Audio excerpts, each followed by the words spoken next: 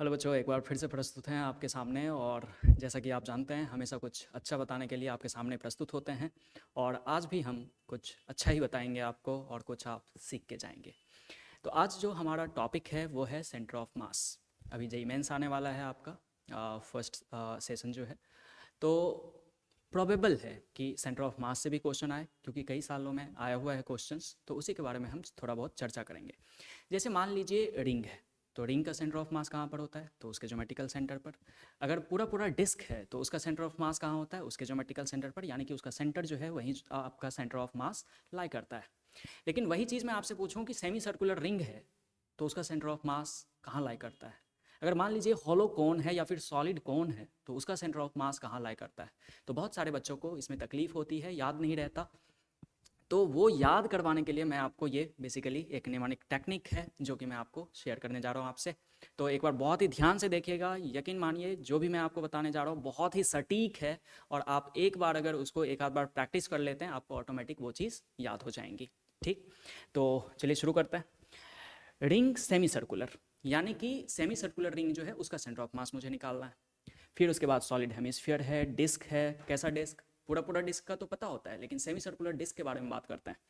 फिर hollow hemisphere, इसका आपको सेंटर ऑफ मास चाहिए। देन ट्रायंगुलर प्लेट है। देन कोन सॉलिड, यानी कि सॉलिड सॉलिड कोन है आपका।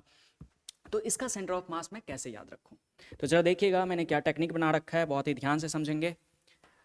रिंग का आप ले लें Ranveer, R four ring, R four Ranveer. Ranveer serves Deepika, हालांकि DEE होना चाहिए, कोई दिक्कत नहीं है, नाम है DIPI भी कर सकते हैं। तो Ranveer serves Deepika hot. Ranveer serves Deepika hot, उसके बाद भी कुछ है, यानी कि टी कॉफी। अब ध्यान देंगे। रणवीर का आर यानी कि रिंग कैसा? Semi circular. सॉलिड हेमिस्फीयर तो S for serves solid. Disc Deepika. Hollow यानी कि हॉट हेमिस्फीयर, है ना, हॉलो। ट्रायंगुलर प्लेट में टी आ गया। फिर कोन सॉलिड, यानी कि सॉलिड कोन को कैसे याद करना है? कॉफ़ी। कॉफ़ी कैसा होता है? सॉलिड फॉर्म में होता है जब आप खरीद के लाते हो तो। या तो वो लिक्विड रहता है, जो खरीद के लाते हो तो लिक्विड की बात ही नहीं हो रही है, सॉलिड की बात हो रही है। तो हम क्या बोलेंगे कि कॉफ़ी कैसा है? रॉ कॉफ़ी कैसा होता है? सॉलिड होता है। बराबर है क्या? बस ऐसे पहले लिख लेना है आपको, ऐसे याद करना है। Ranveer serves Deepika hot tea coffee. Ranveer मतलब रिंग, कैसा? आधा वाला। सर्व्स मतलब क्या? सॉलिड, आधा वाला हेमिस्फीयर, है ना। तो डिस्क, दीपिका मतलब डिस्क, और कैसा? सेमी सर्कुलर, क्योंकि पूरा पूरा का तो पता ही होता है। फिर हॉट मतलब हॉलो, कौन सा? हेमिस्फीयर। देन टी मतलब क्या? Triangular plate. कॉफ़ी मतलब कोन, कोन भी कैसा? सॉलिड वाला, है ना। हॉलो के लिए भी मैं आपको बता दूंगा। आपने करने क्या है उसके बाद, जरा ध्यान से देखते रहिएगा। आपने लिखना है 2 3 4, ऐसे लिख देना आपने। ऊपर लिखना है 2 3 4। फिर उसके बाद नीचे जाके लिखें 2 3 4। अब जरा देखिए, ध्यान से देखिए। कोन के पास क्या है? हाइट है, तो यहाँ पर h। बस सेंटर ऑफ मास निकल चुका है आपका, सेंटर ऑफ मास निकल चुका है। यानी कि बेस से सेंटर ऑफ मास कहाँ पर है? यहाँ पर है। कितना ऊपर है? h/4 ऊपर है। समझ में आ रही क्या? फिर उसके बाद आप ट्रायंगुलर प्लेट में देखें, हाइट है तो यहाँ पर h लगा दिया आपने। h/3 ऊपर है सेंटर ऑफ मास। बेस से सेंटर ऑफ मास कितना ऊपर है? h/3 ऊपर है। फिर उसके बाद आपका हॉलो हेमिस्फीयर है, तो ये फ्लैट बेस जो है इससे कितना, इसके पास क्या है? रेडियस है, तो r लिख दिया। तो इन तीनों का मुझे सेंटर ऑफ मास याद हो गया। बात समझ आ रही है क्या? r/2 h/3 h/4। लेकिन हर जगह हर कोई सेंटर ऑफ मास कहाँ से मेजर किया गया है? बेस से मेजर किया गया है। ओके, देन उसके बाद आप यहाँ पर आ जाएं। डिस्क के पास क्या होता है? रेडियस। सॉलिड हेमिस्फीयर के पास भी क्या होता है? रेडियस। रिंग के पास भी, सेमी सर्कुलर रिंग के पास भी क्या होता है? रेडियस। ये लिख लिया आपने। फिर आपने थोड़ा सा ध्यान देना है, यहाँ पर लिखना है पाई 8 3 पाई। क्या लिखना है? पाई 8 3 पाई। बराबर है क्या चीज़ है? ओके, बस आपको यही चीज़ मल्टीपल टाइम्स थोड़ा बहुत प्रैक्टिस कर लेना है। बस इसको जरूर याद रखें। Ranveer serves Deepika hot tea coffee. Ranveer serves Deepika hot tea coffee. फिर उसके बाद मैंने जैसे बताया, ऊपर में डालेंगे 2 3 4, फिर नीचे डालेंगे 2 3 4, सही। और जिस तरीके से पैटर्न मैंने किया है वैसे ही आप याद कर लेंगे। क्लियर चीज़ें याद जरूर रखने हैं। यहाँ पर नोट भी मैंने ऐड कर रखा है। In all the above case centre of mass of the given mass distribution are measured from the flat base. सही, तो एक बार फटाफट से इसको याद करेंगे और मैं आपके सामने क्वेश्चन रखता हूँ, जरा देखें। ये है आपके सामने क्वेश्चन, जेईई मेन 2015 में पूछा गया है। एक बार स्क्रीन को पॉज करें और खुद से इसको अटेम्प्ट करें।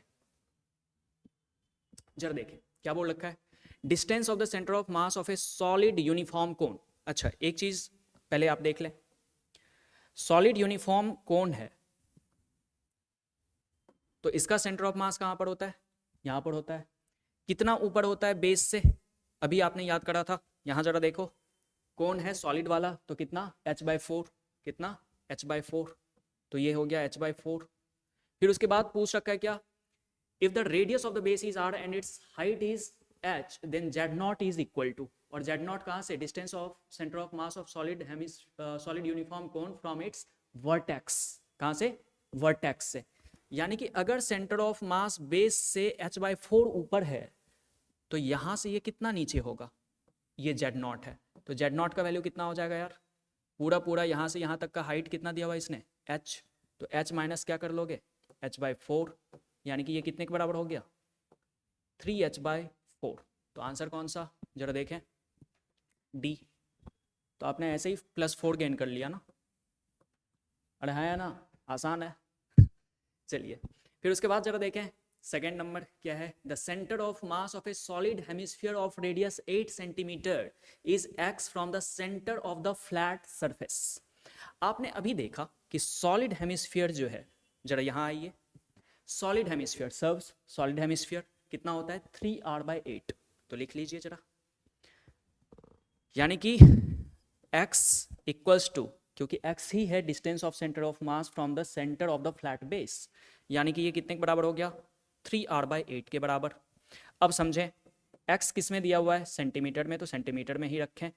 3 इंटू आर, आर की जगह पे कितना 8 सेंटीमीटर, डिवाइडेड बाय कितना 8, क्या 8 से 8 खत्म हो जाएगा, सेंटीमीटर से सेंटीमीटर खत्म, तो x का वैल्यू कितना आ गया 3। तो ये आंसर है, इंटीजर टाइप में आया हुआ है जेईई मेंस 2020 में, कोरोना काल था उस टाइम पे। ऐसे कर लेंगे, +4 फिर से मिल गया है आपको। फ्री का नंबर है ऐसे सवाल, बस एक बार करके आपको जाना है, बराबर है क्या। चलिए आगे बढ़ते हैं थोड़ा सा और। अच्छा, एक चीज और ध्यान रखेंगे, अगर मान लीजिए होलो कोन है, कैसा कोन है, होलो कोन, तो होलो कोन के केस में कहीं भी आप मेंशन कर लें, होलो कोन है तो उसका centre of mass h/3 from the base होता है, h/3 from flat base, h/3 from flat base, यानी कि जो ट्रायंगुलर प्लेट का होता है वही होलो कोन का होता है, इसको ध्यान रखेंगे आप। चलिए थोड़ा सा और कुछ अच्छा चीज है वो भी मैं बता देता हूँ। अच्छा, आपके सामने ये एक सवाल है, स्क्रीन को पॉज करेंगे, क्वेश्चन को सॉल्व करेंगे और कमेंट बॉक्स में आप अपना आंसर जरूर करें। अगर आप तैयारी कर रहे हैं जेईई मेंस के लिए तो आप जरूर अपना आंसर इसमें शेयर करेंगे। थोड़ा सा मैं आपको हिंट दे देता हूं, हिंट के तौर पे मास मोमेंट जो है m1x1 बराबर m2x2, आपने शायद सीखा होगा कि सेंटर ऑफ मास के अबाउट जो मास मोमेंट होता है, नेट मास मोमेंट, वो 0 होता है। यानी कि आपने क्या करना है, m1x1 बराबर m2x2, यानी कि बॉडी 1 का सेंटर ऑफ मास का डिस्टेंस और बॉडी 2 के सेंटर ऑफ मास का डिस्टेंस क्या है, x2। तो m1x1 ये मास मोमेंट हुआ बॉडी 1 का, ये m2x2 मास मोमेंट हुआ बॉडी 2 का। क्यों, क्योंकि ये बोल रखा है centre of mass of the composite system both have the same density, ये मास निकालने में आपको काम आएगा। कैसे, मास इक्वल्स टू कितना, रो इनटू वॉल्यूम, मास कितना होता है, रो इनटू वॉल्यूम। तो यहां से आप कर सकते हैं rho into v1x1, rho into v2x2, v1x1 बराबर v2x2, ये आपको यूज करना है। और वॉल्यूम आपको पता है क्या है, ये एक आपका, आप ये देख लें, ये आपका है सॉलिड कोन, ये जरूर मेंशन करना है आपको, ये सॉलिड कोन है आपका, और ये सॉलिड हेमिस्फीयर है, सॉलिड हेमिस्फीयर है। ये क्या है आपका सॉलिड हेमिस्फीयर है। तो आपने अभी सॉलिड कोन का भी देखा, सॉलिड हेमिस्फीयर का भी देखा। इसका सेंटर ऑफ मास जो बोल रखा है वो यहाँ अगर लाई कर रहा है कॉमन फेस पर, तो आपको बताने हैं रेशियो h/r। वो कुछ आएगा जो कि √x के बराबर कर देना और x का वैल्यू निकाल लेना। निकालोगे कैसे, तो ये मैंने यहाँ बता रखा है। एक बार सबको ही कोशिश जरूर करेंगे और अपना अपना आंसर कमेंट बॉक्स में जरूर करेंगे। जिनका सही होगा उनके कमेंट को मैं हाईलाइट करूँगा। बराबर है क्या, करेंगे जरूर। ओके चलिए आगे बढ़ते हैं। अब ये है, यहाँ से भी सवाल पूछे गए हैं, यानी कि आर्क और सेक्टर से। तो आप देखें कि आर्क अगर मान लीजिए कितना एंगल सबटेंड कर रहा है सेंटर पर, थीटा एंगल सबटेंड कर रहा है, तो इसके सेंटर से ये इसका सेंटर है आर्क का, तो सेंटर से कितने डिस्टेंस पर ये सेंटर ऑफ मास होता है, तो ये आप ध्यान करके रखेंगे r sin θ/2 डिवाइडेड बाय θ/2। और एक चीज इसमें जरूर मेंशन करने हैं, theta must be in radian, theta must be in radian. बात समझ आ रही क्या? यहां आप साइन लगा हुआ है तो डिग्री में भी रखोगे कोई फर्क नहीं पड़ता, लेकिन यहां कभी भी डिग्री ना दें। बात समझ आ रही क्या? हमेशा क्या रहेगा, रेडियन रहेगा। बाकी सुनेंगे बहुत ध्यान से, अगर आपको आर्क को सेमी सर्कल बनाना है, आर्क को क्या बनाना है, सेमी सर्कल, तो थीटा का वैल्यू कितना एडजस्ट करूंगा कि सेमी सर्कल बन जाए, तो थीटा का वैल्यू पाई आप एडजस्ट करिए। मैं आपको चेक करके भी बता देता हूं कि ये हमारा रिलेशन कितना सही है। तो थीटा का वैल्यू जैसे ही पाई रखोगे क्या हो जाएगा, ये sin π/2 1, और ये थीटा का वैल्यू कितना पाई, तो ये π/2, क्योंकि आप थीटा क्या रख रहे हैं सेमी सर्कल बनाने के लिए पाई, तो यहाँ पर आ जाएगा π/2, तो 2 चला गया ऊपर 2r/π, यानी कि सेंटर ऑफ मास जो है वो यहाँ से सेमी सर्कल के केस में क्या 2r/π आया था रणवीर वाला, है ना, तो वही चीज यहाँ से भी आ रहा है। तो ये किसी भी चीज के लिए वैलिड हो पाएगा अगर आपका आर्क कुछ पर्टिकुलर शेप ले रहा है, चाहे वो क्वार्टर हो, चाहे फिर वो सेमी सर्कल हो, या फिर पूरा पूरा कंप्लीट सर्कल ही क्यों ना हो जाए। तो अगर मान लीजिए कंप्लीट सर्कल है, तो कंप्लीट सर्कल के लिए थीटा का वैल्यू कितना हो जाएगा 2π, तो sin 2π/2 यानी कि कितना हो गया sin π 0 होता है, और रिंग का सेंटर ऑफ मास उसके सेंटर पर ही लाई करता है। इतना चीज आपको पता होता है, बराबर है क्या? okay. अब देखें centre of mass of uniform sector, इस पे क्वेश्चन आ चुका है जो कि मैं आपको दिखाऊंगा अभी। तो इसके लिए भी यहाँ इसका सेंटर है, यहाँ इसका सेंटर है, और इसका रेडियस में कितना पकड़ के चल रहा हूँ, r पकड़ के चल रहा हूँ, और ये कितना एंगल सबटेंड कर रहा है ये सेक्टर सेंटर पर, थीटा।